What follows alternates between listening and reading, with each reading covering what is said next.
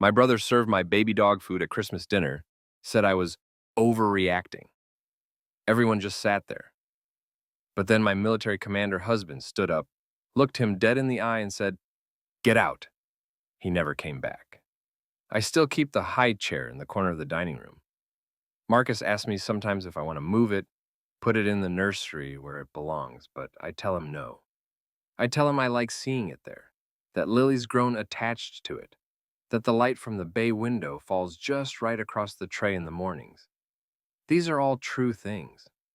But the real reason, the one I don't say out loud, is that I need to remember.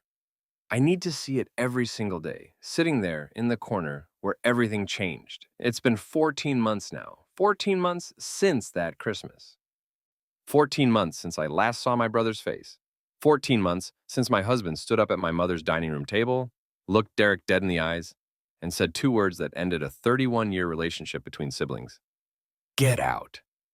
People ask me sometimes if I miss him. They ask carefully, the way you'd ask someone if they miss a limb they've lost, gently, with the understanding that the answer might be complicated. And I suppose it is complicated in the way that all grief is complicated. But the honest answer, the one I give when I'm tired enough to stop performing, is this: I don't miss him. I miss who I thought he was. To understand what happened that Christmas, you have to understand the years that came before it. You have to understand my family, not the version we presented to neighbors and church congregations and my mother's book club, but the real one. The one that existed behind closed doors, in loaded silences and carefully maintained hierarchies. I was born Marguerite Ellen Thorne, the third of four children, the second daughter. Derek was the oldest, the only son. And in our family, that meant something. It meant everything, actually. My mother came from a generation that believed sons were the carriers of legacy, the ones who mattered, the ones whose futures you invested in. My sisters and I were loved, certainly, but we were loved differently. We were loved the way you love something you're eventually going to give away. Derek, though. Derek was kept. I don't say this with bitterness. I'm too old for bitterness now, too tired, too far removed from the girl who used to cry in her bedroom, wondering why her science fair projects were never displayed on the mantle the way Derek's baseball trophies were. That girl healed, eventually. She grew up. She went to college on scholarships she earned herself, built a career as a pediatric occupational therapist, and met a man who looked at her like she was the most important person in any room. Marcus changed things for me.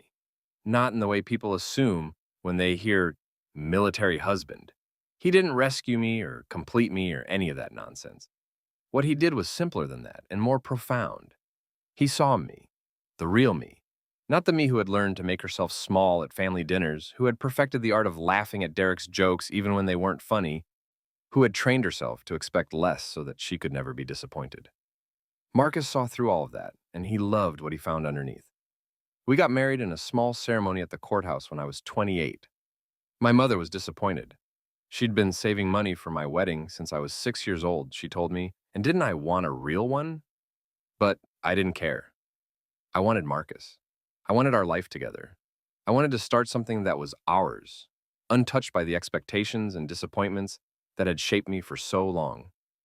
Those first years of marriage were hard in the ways all military marriages are hard. Deployments, relocations, the constant uncertainty of where we'd be in 6 months or a year. But they were also good. They were ours. We built something together, piece by piece, in a series of rented apartments and base housing units that never quite felt like home, but somehow became home because we were in them together. And then, when I was 34, we found out I was pregnant. I need to stop here and tell you about Lily. I need you to understand who she is, because without that, none of what happened makes any sense. Without that, you might think this is a story about dog food, about a prank gone wrong, about an overreaction. And it's not.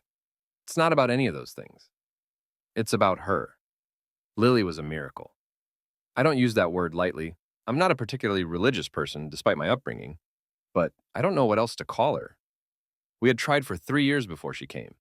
3 years of temperature tracking and ovulation tests and carefully timed intimacy that stopped feeling like intimacy somewhere around month 18. 3 years of negative pregnancy tests and quiet crying in bathroom stalls at work and learning to say not yet when people asked when we were planning to start a family. And then, after we'd mostly given up, after Marcus had started researching adoption and I'd made peace with the possibility that my body might not do this thing I'd always assumed it would do, she came. The pregnancy was difficult. I was sick for the first 4 months. So sick that I lost weight instead of gaining it. So sick that Marcus would come home from work to find me curled on the bathroom floor, too exhausted to move. The doctors monitored me carefully, concerned about the baby's growth, concerned about my blood pressure, concerned about everything, but Lily held on. She was born on July 17th, 3 weeks early but healthy, 6 pounds and 4 ounces of furious, screaming life. The nurse placed her on my chest and she stopped crying immediately, like she'd been waiting her whole existence just to find me.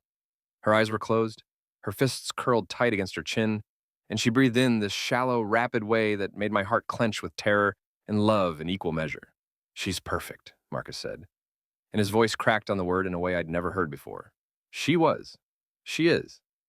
By the time that Christmas came around, Lily was 5 months old. She had grown from that tiny, furious newborn into a round-cheeked, curious baby who grabbed at everything within reach and had just started to laugh. Real laughs. The kind that came from her belly and made her whole body shake. She had Marcus's dark eyes and my mother's nose, and a personality that was entirely her own. Stubborn, observant, surprisingly patient for an infant. She was also, it should be noted, a terrible sleeper. This matters because it explains the state I was in that December. 5 months of broken sleep had worn me down to something raw and essential, a version of myself that had no energy left for pretense or performance. The old Marguerite, the one who would have smoothed over conflicts, made excuses for bad behavior, prioritized everyone else's comfort over her own, that Marguerite had been stripped away, night by exhausted night, until all that was left was a mother who would do anything to protect her child. I didn't realize how much I had changed until that Christmas, but my family was about to find out. My mother started planning the Christmas gathering in October. She called me on a Tuesday afternoon while Lily was napping and I was trying to eat lunch standing up at the kitchen counter, one ear tuned to the baby monitor in case she woke. "I'm thinking Christmas Eve this year," she said without preamble. "Derek's schedule is complicated and he has to be in Phoenix on the 27th for some business thing. So the 24th works better for everyone." "Christmas Eve is fine," I said, taking a bite of cold leftover pasta. "And I was hoping you could bring that sweet potato casserole you made last year, the one with the marshmallows. Your father loved it." "Sure, Mom." "Also, Derek mentioned he has a new girlfriend, Jennifer. He's been seeing her for about 3 months now, and he wants to bring her to dinner. I told him that would be fine, but I wanted to make sure you and Marcus were comfortable with that." I paused, the pasta halfway to my mouth. "Why wouldn't we be comfortable with it?" "Well, I just know things were awkward last year, with Derek and Marcus. I want everything to go smoothly this time." Things had been awkward last year, it was true. Derek had made some comment about Marcus's service, something about how it must be nice to have the government pay for everything. And Marcus had gone very quiet in the way he does when he's trying not to say something he'll regret. The tension had lingered for the rest of the night, a low hum beneath the surface of forced conversation and too loud laughter. But that was a year ago. Things change. "We'll be fine, Mom," I said. "Don't worry about it. And you'll bring Lily, of course. I can't wait to see her. Derek hasn't met her yet, has he?" "No," I said. "He hasn't." This was true. Derek had not come to the hospital when Lily was born. He had not visited in the months since. He'd sent a card, a generic congratulations card with a gift card to Target tucked inside, and that had been it. I told myself it didn't matter, that Derek had always been distant, that I shouldn't expect more from him than he was capable of giving. But it had mattered. Somewhere deep down in the part of me that was still the little girl waiting for her big brother's approval, it had mattered. "Well, that'll be nice then," my mother said. "A chance for everyone to meet her properly. I'll set up the pack and play in the guest room in case she needs to nap." "Thanks, Mom. And Marguerite, try not to be so sensitive this year. You know how Derek is. He doesn't mean anything by it." I closed my eyes. "I'll see you on Christmas Eve," I said and hung up. The weeks leading up to Christmas were filled with the usual chaos. Marcus had just returned from a 3-week training exercise in California, and he was home, blessedly home, for the first time in what felt like forever. We fell back into our routines, Him waking early for PT, me handling the morning feeding while he showered, the two of us passing Lily back and forth like a precious gurgling relay baton throughout the day. It was good. It was so good. You seem nervous about Christmas, Marcus said one night after Lily had finally gone down and we were lying on the couch together, too tired to move but too grateful for the quiet to waste it sleeping. I'm not nervous, I said. Maggie, I sighed. He knew me too well. I'm a little nervous. About Derek. About everything. About Lily being there for the first time. About whether she'll behave. About whether my mom will have opinions about how we're feeding her. About whether Derek will say something stupid and I'll what? I turned to look at him. In the dim light of the living room, his face was all shadows and angles, impossible to read. You know what? I know that if your brother disrespects you, I'm not going to sit there and take it. Is that what you're worried about? Yes, no, I don't know. I pressed my hands against my face. I just want it to go well. I want one normal Christmas where everyone behaves and no one makes comments and we can just be a family. Is that too much to ask? Marcus was quiet for a long moment. Then he reached over and pulled my hands away from my face, holding them in his own. I will be on my best behavior, he said. I promise. But Maggie, I need you to know something. What? My job is to protect our family, you and Lily. That's not negotiable. If something happens, if someone crosses a line, I'm going to respond. That's who I am. I looked at him, at this man who had loved me through everything, who had held my hand while I pushed our daughter into the world, who had walked the floors with Lily at 3 a.m. so I could sleep. And I felt something shift in my chest. Relief, maybe, or gratitude, or just the bone-deep comfort of being truly seen. I know, he said. I know who you are. Good. He kissed my forehead. Now let's go to bed before the tiny dictator wakes up and demands tribute, I laughed. For a moment, everything felt possible. Christmas Eve arrived with unseasonably warm weather. It was nearly 60 degrees when we loaded Lily into the car seat, her little body bundled in a fleece onesie that was probably too warm, but which I couldn't resist because it had reindeer on it. She kicked her feet happily as I strapped her in, making the cooing sounds that meant she was content, and I felt some of the tension in my shoulders ease. It would be fine. It would all be fine. The drive to my mother's house took 45 minutes, through suburbs decorated with inflatable Santas and light displays ranging from tasteful to aggressive. Marcus drove. I sat in the back with Lily, playing peekaboo around the headrest to keep her entertained. We listened to Christmas music, the classic stuff, Bing Crosby and Nat King Cole, and didn't talk much, each of us lost in our own thoughts. My mother lived in the house I'd grown up in, a colonial revival in a neighborhood that had been solidly middle class when I was a child, and had since become solidly upper middle class. The houses renovated and expanded by young families with money to spend. My parents had never renovated. The house looked almost exactly as it had in '87, when they'd moved in with 2 kids and another on the way. Some things never change. We pulled into the driveway at 4 o'clock, exactly when we'd said we'd arrive. Derek's car was already there, a sleek silver BMW that had replaced the even sleeker black one he'd had last year. And parked beside it was a red Honda that I assumed belonged to Jennifer, the new girlfriend. Ready? Marcus asked, meeting my eyes in the rearview mirror. Ready, I said, though I wasn't sure if it was true. My mother opened the door before we'd even made it up the porch steps. There's my grandbaby, she cried. And then Lily was out of my arms and into hers, and I was being ushered inside with the kind of bustling efficiency my mother had perfected over 5 decades of hosting. The house smelled like cinnamon and roasting meat, and the living room was decorated exactly as it always was. The same artificial tree in the corner, the same angel on top, the same collection of glass ornaments that had been in the family since before I was born. My father was in his recliner, watching football with the volume down, and he raised a hand in greeting as we came in. Merry Christmas, Dad, I said, leaning down to kiss his cheek. Merry Christmas, sweetheart. You look tired. I have a 5-month-old. Of course I'm tired.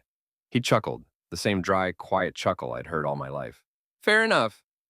My sisters were in the kitchen when I went to put the sweet potato casserole in the oven. Karen, the oldest, was arranging crackers on a platter.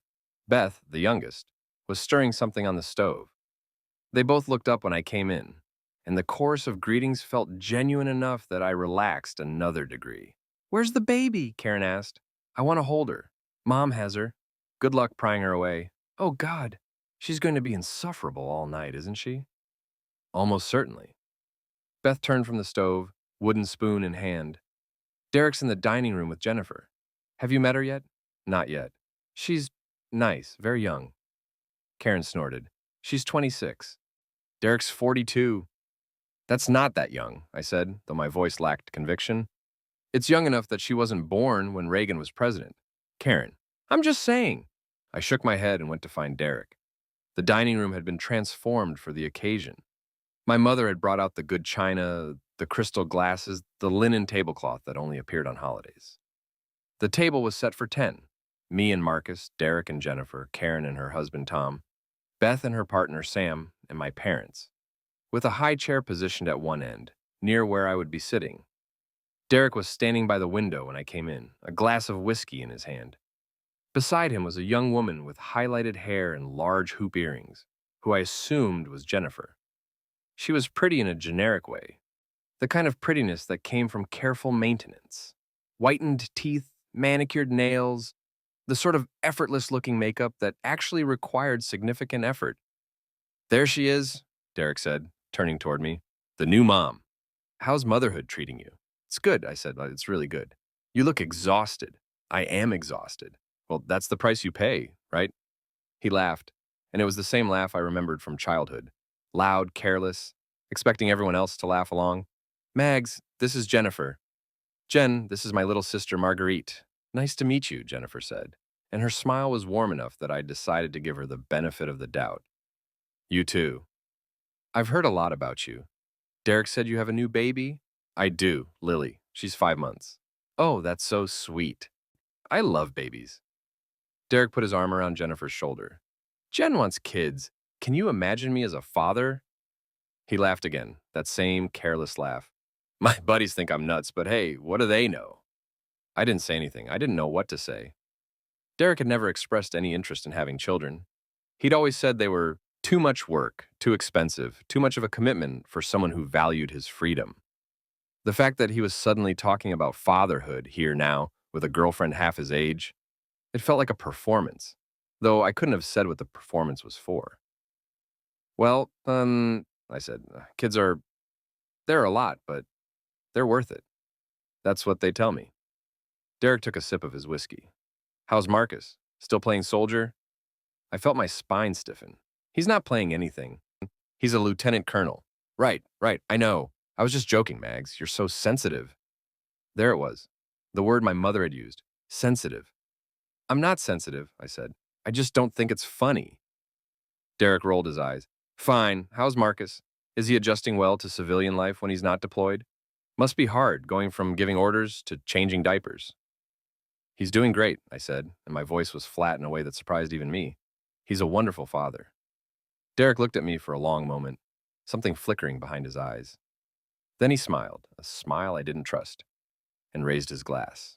To fatherhood, then, he said. May we all survive it.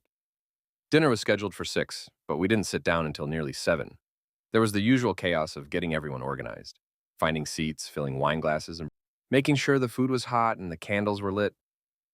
Lily had started to fuss by then, overtired from the stimulation of new faces and sounds, and I spent the first 10 minutes of the meal bouncing her on my knee, trying to get her to settle. Is she okay? My mother asked, from her position at the head of the table. Does she need to eat? She's fine. She just needs a minute. I could take her, Karen offered. Give you a chance to eat. Thanks, but she's calming down, see? Lily had in fact stopped fussing. She was leaning against my chest now, her eyes drooping, her thumb finding its way to her mouth. I rubbed her back in slow circles, feeling her body relax against mine. She's beautiful, Jennifer said from across the table. She looks just like you. Thank you. Derek, doesn't she look just like Marguerite? Derek glanced over, his eyes flicking from my face to Lily's and back again. I guess. Hard to tell at that age. They all look the same to me. Derek, my mother said in a tone of mild reproach. That's not nice. What? I'm not saying anything bad. I'm just saying babies all look alike. Don't tell me you don't agree, Mom. My mother didn't answer. She was looking at Lily with the kind of naked adoration that only grandmothers are capable of, and I don't think she even heard what Derek said. The meal progressed. Turkey, stuffing, mashed potatoes, green beans, the sweet potato casserole I'd brought. Everyone ate too much, as always. The wine flowed freely. Conversation moved in the way it always did at these gatherings. Surface level topics, safe subjects, nothing that might lead to conflict. I began to think that maybe, just maybe, we would get through the night without incident. I should have known better. It happened during dessert. Lily had woken from her doze and was sitting in the high chair, gnawing on a teething ring while the adults finished their pie. She was in a good mood now, babbling to herself and occasionally slapping the tray with her palms in a way that made everyone laugh. "She's hungry," Derek said, watching her. "Look at her going at that teething ring." "She's teething," I said. "It's not about hunger, it's about the pressure on her gums. Still, has she eaten anything tonight? I fed her before we sat down. What did you give her?" I hesitated. The question felt oddly pointed. "Pureed sweet potatoes. She's just starting solids."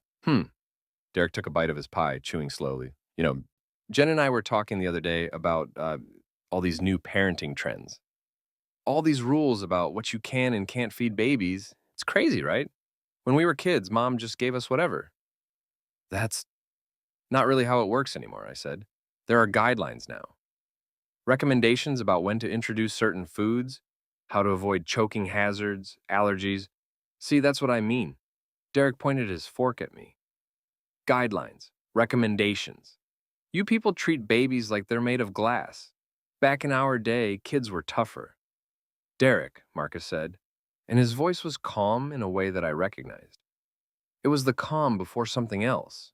"I don't think this is an appropriate topic. I'm just making conversation, man. Relax." "I am relaxed." "You don't look relaxed.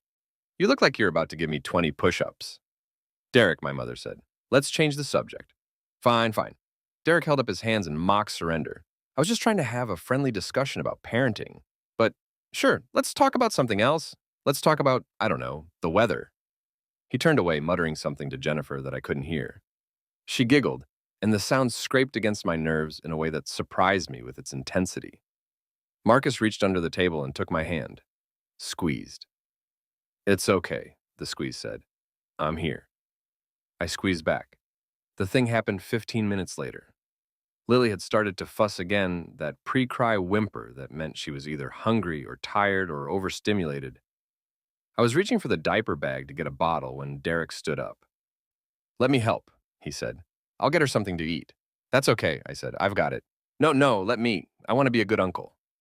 He was already walking toward the kitchen, and something about his gait, a little too loose, a little too casual, made the hair on the back of my neck stand up. "Derek, really, I've got it." "Just stay there. I've got this." He disappeared into the kitchen. I looked at Marcus, who was frowning. I looked at my mother, who was smiling in a way that was supposed to be reassuring, but didn't quite reach her eyes. I looked at my sisters, who were engaged in their own conversation and hadn't noticed anything. Lily whimpered again. "It's okay, baby," I murmured, bouncing her gently. "Mama's going to get you some food in just a second. Just hold on." Derek came back out of the kitchen. He was holding a small bowl, a baby spoon. And as he walked toward us, there was a smile on his face that I didn't understand. A smile that looked like anticipation, like he was waiting for something. "Here we go," he said, setting the bowl down on the high chair tray. "Dinner is served." I looked at the bowl. At first, I didn't understand what I was seeing. The texture was wrong, smoother than what I usually gave Lily, with a different color. And the smell. It was meaty, oily, wrong. "Derek," I said, and my voice sounded strange even to my own ears. "What is this?" "Dinner," he said, "for the baby." "What is it?" "What does it matter? It's food." My hand was trembling as I picked up the bowl, lifted it closer to my face. The smell was stronger now, unmistakable. "Derek, answer me, what is this?" He laughed. That same careless laugh. "Calm down, Mags. It's just dog food." The world went very quiet. I was aware of sounds, the clink of silverware, someone's sharp intake of breath, Lily's continued whimpering. But they seemed to come from very far away. I was aware of the bowl in my hand, the weight of it, the absurdity of it. I was aware of Derek's face, still arranged in that smug, anticipatory smile. Dog food. He had tried to feed my baby dog food. "What did you say?" My voice was barely a whisper. "I said it's dog food." from that can of stuff Mom keeps for the neighbor's dog when she watches him. I just wanted to see what the big deal is with all these feeding rules. It's all the same, right? It's just food. You, I couldn't finish the sentence. The words were stuck somewhere in my chest, tangled with something that felt like rage and disbelief, and a grief so profound I couldn't name it. Oh, come on. Derek rolled his eyes. It was a joke. I wasn't actually going to let her eat it. I just wanted to see your reaction. And wow, did you deliver? You should see your face right now. A joke. The word felt foreign in my mouth. You think this is funny? I think you're overreacting. As usual. I set the bowl down. My hands were still trembling, but something else was happening now. Something cold and clear was moving through me, replacing the hot surge of initial shock. Derek, I said, and my voice was steadier now, hard in a way I didn't recognize. That is my child. My child. And you thought it would be funny to... I said I was joking. God, you're so dramatic. It's not like I force-fed her or anything. It was just a prank. I looked at my mother. She was frozen in her chair, her face pale, her mouth slightly open. She wasn't saying anything. She wasn't doing anything. I looked at my father. He was staring at his plate, his jaw tight, his eyes deliberately averted. I looked at my sisters. Karen had her hand over her mouth. Beth was staring at Derek with an expression I couldn't read. Neither of them spoke. The silence stretched. And then, from beside me, Marcus stood up. My husband is 6'2" and 210 pounds of pure muscle. When he stands at his full height, shoulders squared, chin lifted, he takes up space in a way that commands immediate attention. I had seen him in this posture before, in his uniform, giving orders, commanding respect, but I had never seen him like this in a family setting, never seen him bring the full weight of his presence to bear on someone at a holiday dinner. He didn't raise his voice. That was the thing people always remembered later, when they talked about what happened. He didn't shout. He didn't throw anything. He didn't make threats. He just stood there, looking at Derek, and the room itself seemed to contract around the two of them. Get out. 2 words. That's all he said. 2 words, spoken in a voice so level and controlled that they barely sounded like an order at all. But they were. Derek blinked. For a moment, his smug expression faltered, just a flicker there and gone. And then it reassembled itself into something defensive. Excuse me? Get out, Marcus said again. Now. Are you serious? It was a joke. I was joking. I don't care. You can't throw me out of my mother's house. Watch me. Derek looked to my mother, the appeal obvious in his eyes. Mom, are you going to let him talk to me like this? My mother's mouth opened, closed. She looked at Marcus, at me, at the bowl of dog food still sitting on the high chair tray. And then, incredibly, impossibly, she looked down at her hands. I think, she said, and her voice was barely audible, I think maybe you should go, Derek. Mom, just for tonight, just go home. We can talk about this tomorrow. Derek's face went through several transformations in rapid succession. Disbelief, rage, hurt, and finally, something that looked almost like hatred. He turned that look on me, and I felt it like a physical blow, like something sharp sliding between my ribs. This is bullshit, he said. You know that, right? This is complete and total bullshit. It was a joke. I wasn't going to hurt her. I didn't say anything.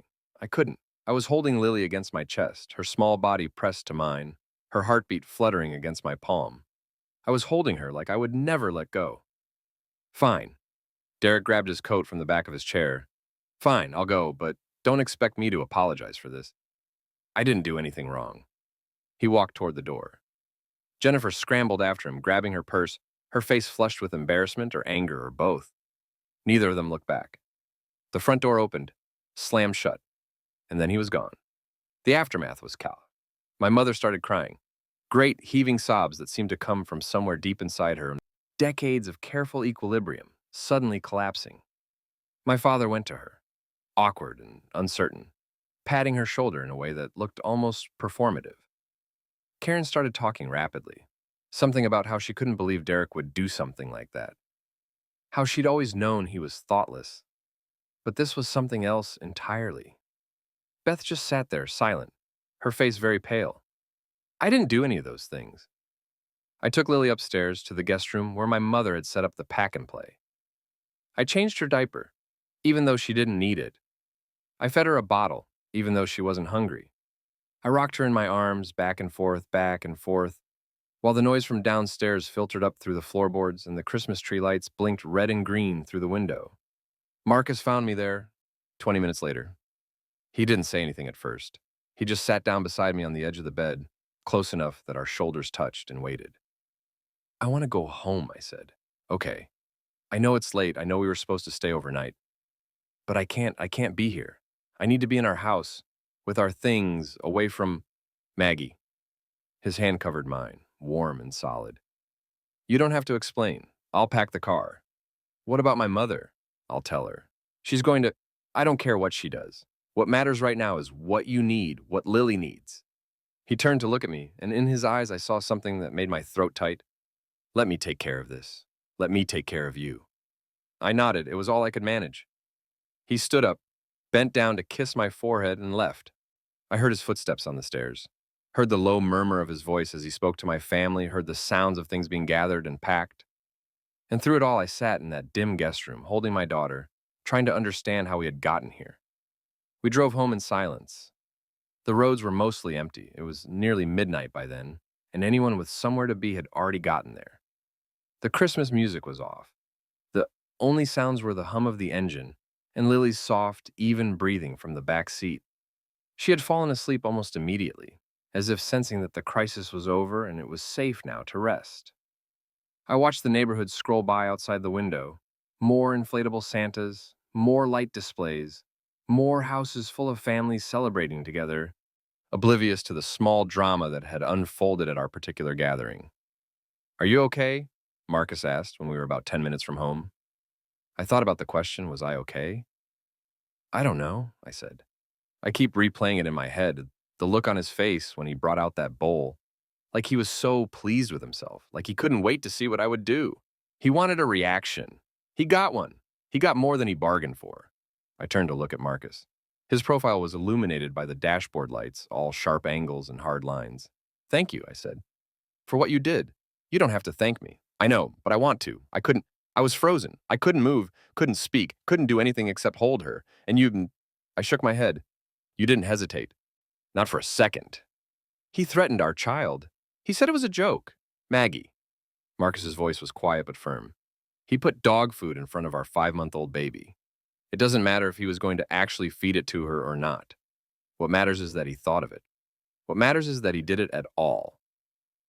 I knew he was right. I knew logically, objectively, that what Derek had done was wrong.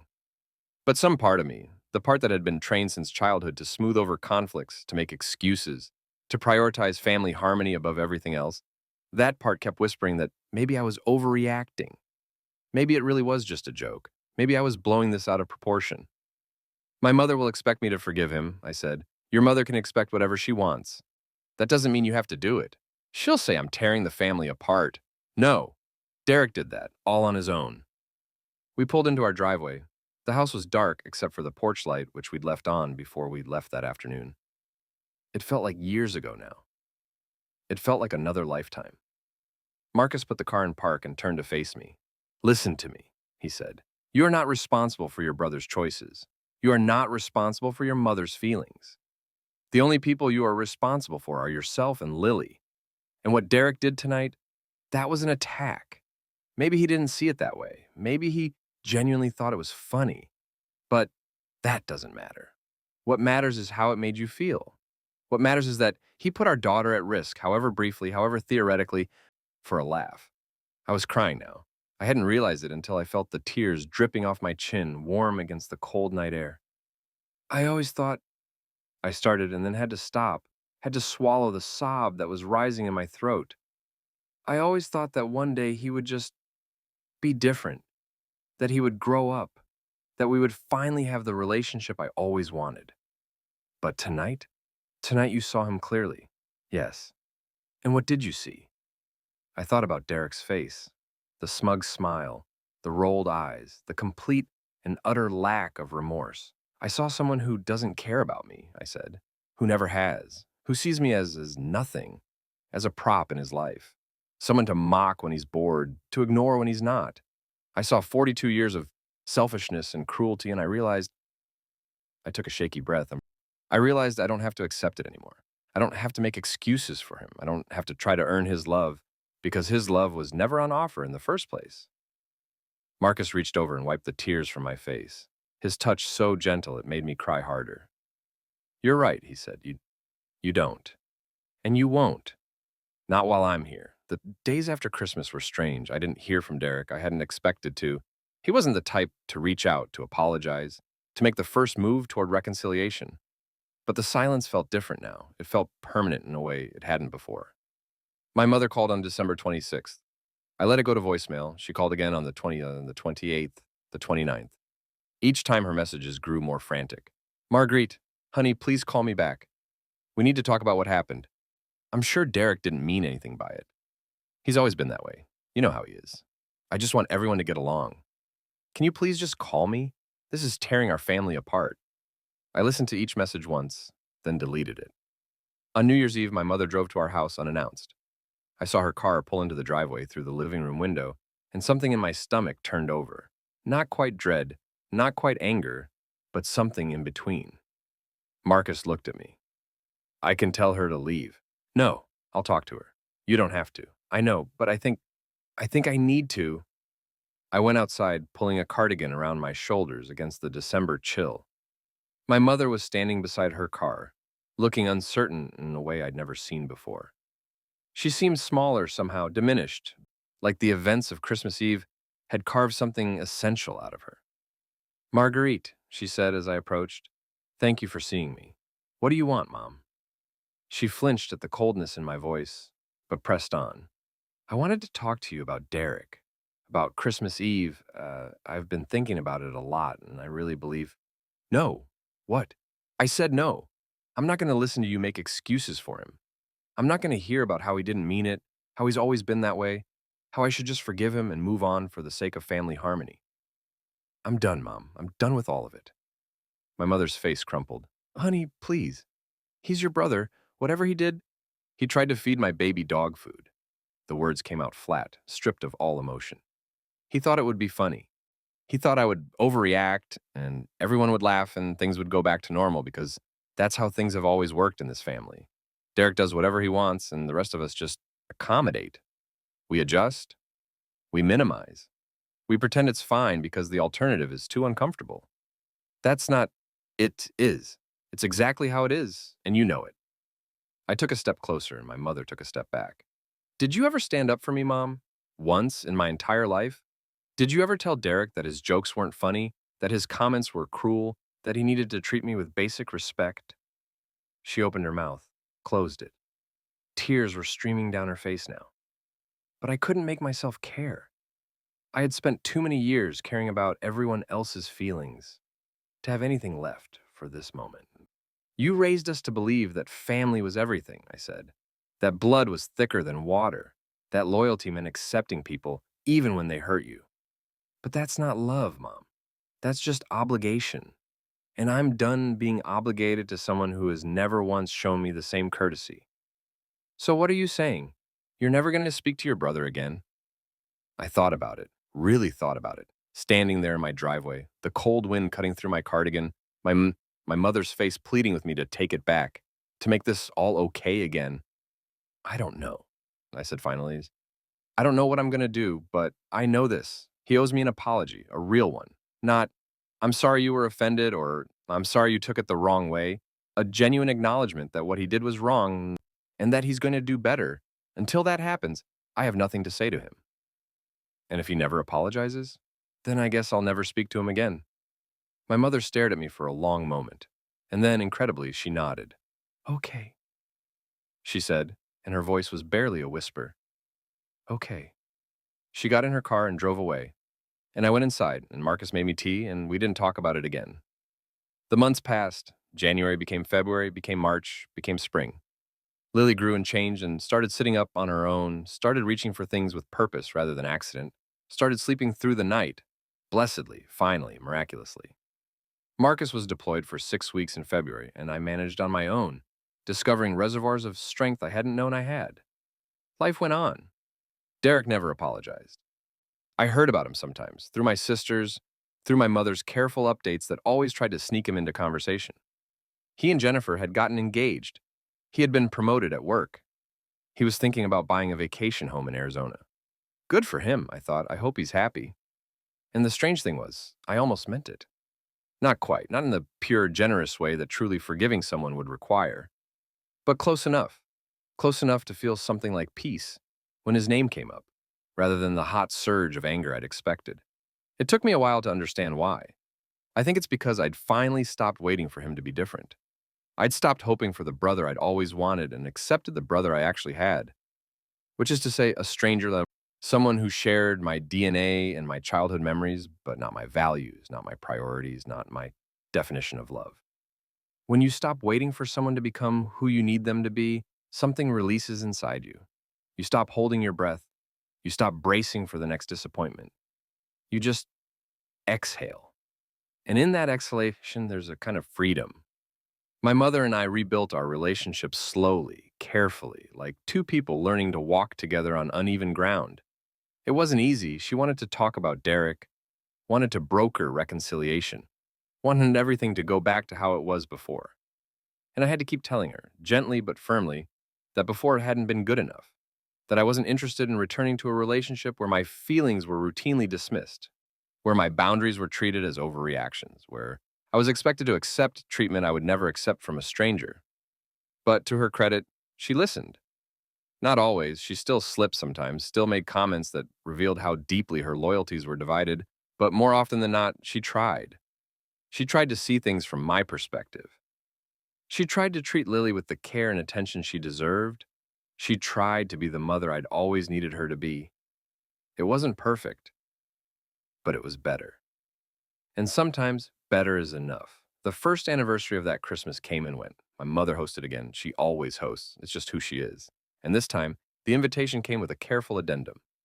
Derek won't be there. I've told him this year is just for the girls. I hope that's okay. I went. Marcus and Lily and I drove to my mother's house on Christmas Eve, a year and a day after everything had changed, and we sat at the same table where it had happened. The high chair was in a different spot now, closer to my mother, who had claimed the right to sit next to her granddaughter, and the chair where Derek used to sit was empty. No one mentioned him. We talked about other things, Karen's new job, Beth's engagement, my father's increasingly enthusiastic interest in birdwatching. We ate too much, as always. We laughed at things that were genuinely funny, not the forced laughter of people trying to keep the peace. It was, in its own small way, a revelation. This is what it could have been all along, I thought. This is what family is supposed to feel like. I still think about that night sometimes, and not obsessively, not the way I did in those first raw weeks, when I replayed it in my head constantly, looking for something I could have done differently, something that would have prevented it. But occasionally, late at night, when Lily has a bad dream and I'm rocking her back to sleep, the memory surfaces. Derek's face, the bowl, the silence of my family as they sat there, waiting for someone else to act. And Marcus, always Marcus, standing up, looking Derek in the eye, saying the words that I couldn't say, that I'd never been able to say, that I'd been waiting my whole life for someone to say on my behalf. Get out. 2 words. They changed everything. Lily's almost 2 now. She's running actually, tearing through the house at speeds that terrify me and delight her. She's talking, not in sentences yet, but in words, in exclamations, in little observations that reveal the person she's becoming. She says Dada when Marcus comes home, says Mama when she wants comfort, says no more often than either of us would like. She doesn't know she has an uncle. I've thought about this a lot, whether to tell her, what to tell her, when the right time would be, and I've decided that there's no rush. She's too young to understand now, and by the time she's old enough, Derek will be what he already is to me. A story, a cautionary tale, a reminder of what happens when you love someone more than they're capable of loving you back. Maybe one day he'll reach out. Maybe he'll have some transformation, some awakening, some come to Jesus moment that makes him realize what he lost. Maybe he'll send a letter, make a call, show up on our doorstep with the apology I asked for 14 months and counting ago. Maybe. But I've stopped waiting. I've stopped waiting, and in the space where the waiting used to be, something else has grown, something that feels like peace, like certainty, like The kind of quiet confidence that comes from knowing exactly who you are and what you're willing to accept. The high chairs is still in the corner of the dining room. It's too small for Lily now. We've moved her to a booster seat at the table like a big girl, but I haven't been able to put it away. It sits there, by the bay window, catching the morning light the way I told Marcus it did. A reminder, a monument. He doesn't ask about it anymore. He understands, I think, even though we've never talked about it directly. He understands that some things need to be remembered, even when they're painful.